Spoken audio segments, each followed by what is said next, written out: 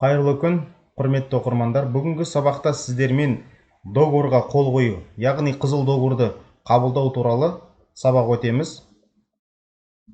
Госзакупа порталына кіргеннен кейін, кабинетті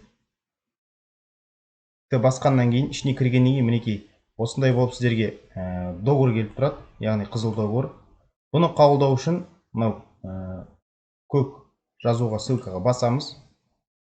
Ішіне өтеді. Мына жерде сіздердің келіп тұрған договордың осындай жазуы шығады. Кейіннен мына ссылка бойынша договордың ішіне өтеміз. Договор и согласованияға басамыз. Окей. Договордың мінекей номері тұр.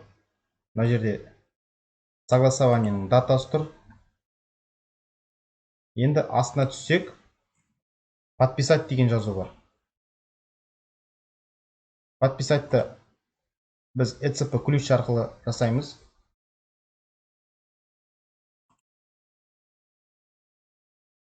Яғни RC-мен қол қоямыз.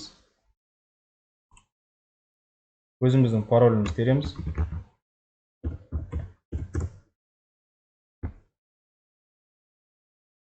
Осымен біздің договорға қол қойылды. Мінекей жаңада подписать деген жазу мына жерден жойылып кетті.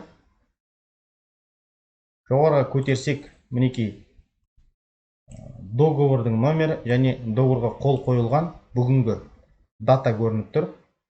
Өздеріңіз байқасаңыздар, осындай болып шығып тұрады. Яғни бұл действующий договор. Яғни осы қазір қол қойғаннан бастап товар жеткізетін күніңіз саналады. Мына жерде 15 күннің ішінде товар жеткізу керекпіз. Қазіргі уақыттан бастап, яғни 15 күн саналады.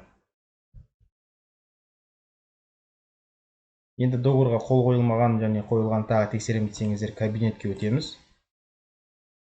Мінекей мына жердегі жаңағы қызыл жазумен келіп тұрған договор кетіп қалған. Осымен сабақ аяқталды.